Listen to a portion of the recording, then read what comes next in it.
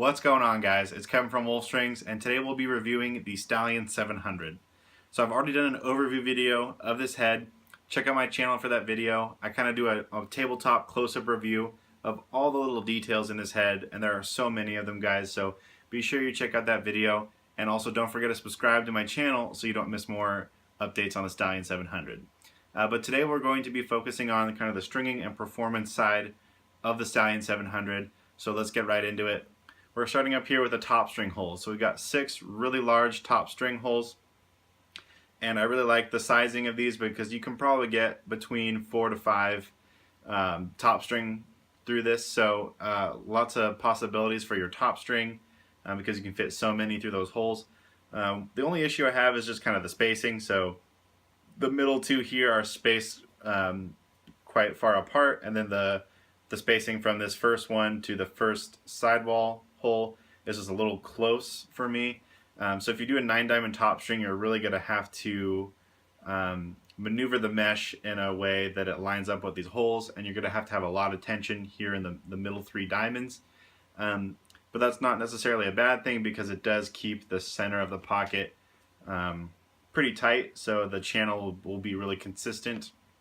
But it just didn't line up as nicely as some other heads on the market today kind of work with a 9-diamond top string. However, doing a 10-diamond top string on here would also line up pretty well, but you're just going to have more of a looser top part of your pocket if you do a 10-diamond top string. But all in all, guys, if you're a decent stringer, this shouldn't be a problem for you. I'm just being real nitpicky with the top strings, or with the top holes. But otherwise, guys, those are awesome top holes there.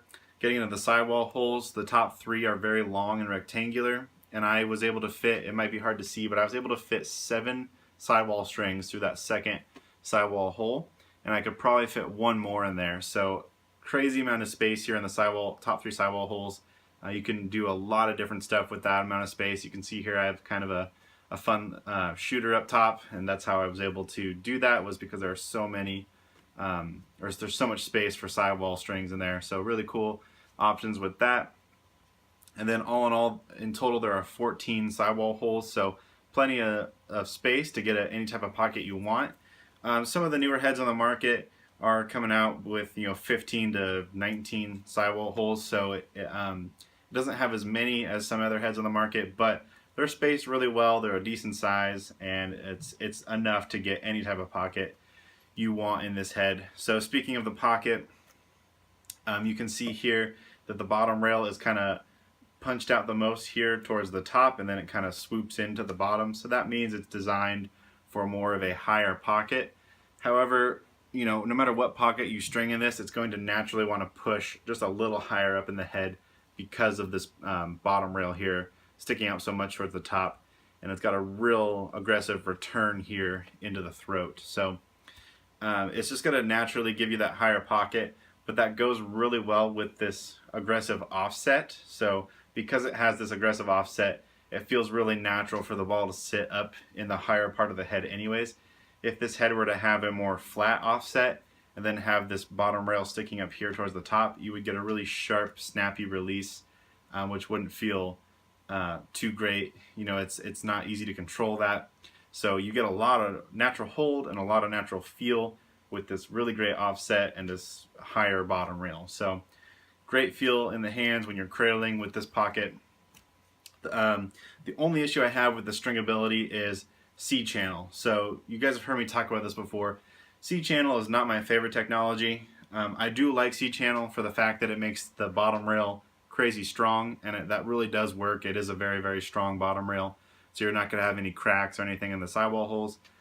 But I think C-channel with this flatter top part here, it just pulls the mesh too wide in the head as you string it, so it strings wider than it is. And this is a U-spec head, so it's legal for all levels of play, so it's already kind of a wider head. But when you add C-channel onto that, you just get a wider pocket than what you would normally be used to with some of your patterns. That being said, guys, I was able to still get a pretty nice channel with this pattern.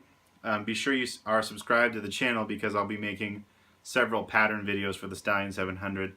But this pattern is nice because it naturally will want to sit up nice and high where the bottom rail is, but it can also bag and be kind of a mid bag and then also it shifts nice and low. So this pocket has a lot of hold, but it's very, very shifty, which is what I kind of prefer in like these elite offensive heads. But if you want to string a more defined pocket, you can definitely get that as well.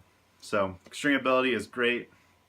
It all complements each other. All the angles and shapes of this head really complement each other to make a really nice smooth pocket.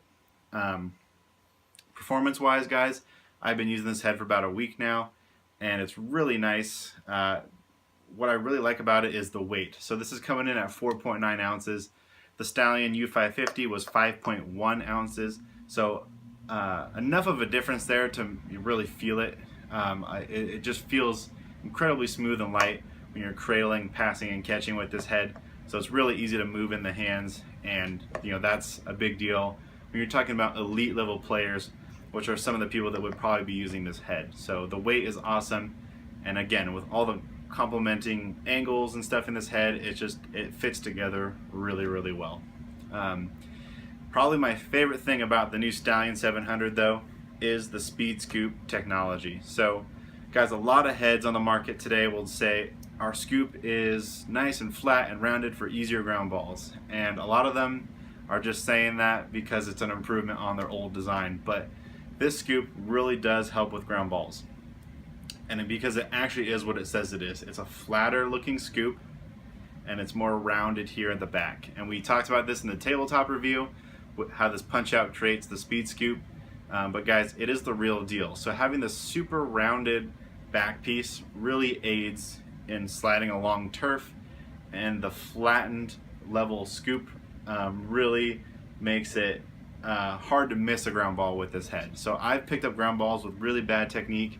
I'm coming in at a sharp angle, and I'm still able to pick up the ball. It just naturally wants to slide right in the pocket because of speed scoop technology. So I'm really excited for STX to incorporate speed scoop into more of their heads.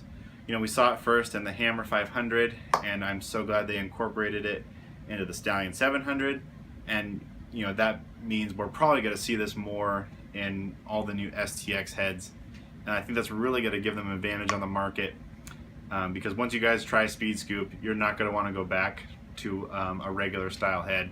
It just feels really great picking up a ground ball. And then I think that actually kind of helps with the release too, because it gets some of the plastic away from the front of the scoop and it moves it towards the back here, as you can see. So again, the release of this head is just awesome. I think no matter what kind of pocket you string in this head, you're going to get somewhat of a similar release all around, because everything is designed in here to kind of always be consistent and be the same. So if you guys want the pattern for this pocket, be sure to subscribe and stay tuned, because I'll be releasing several videos on patterns for the Stallion 700. There's a lot of possibilities with this head, and again, if you want this one, it'll be coming out later this week, but basically it's just a bunch of SIs down towards the bottom, and that allows you to have this shiftiness and a very, very clean, smooth release off those shooters. So hey guys, all in all, love the Stallion 700.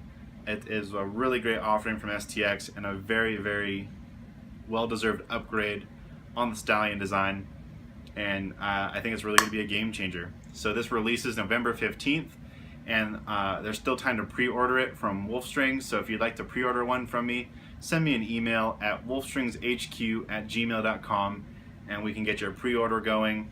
However, even if it's after November 15th, you can still pick one up from Wolfstrings. Again, all you got to do is send me an email, and we will get your order started up for you. So thanks guys for watching this video. Hopefully you check out the Stallion 700. Leave a comment below if you're excited about the Stallion 700, and if you're thinking about picking it up for yourself for the 2017 season. So alright guys, thanks again for watching. Don't forget to subscribe, and I'll talk to you next time.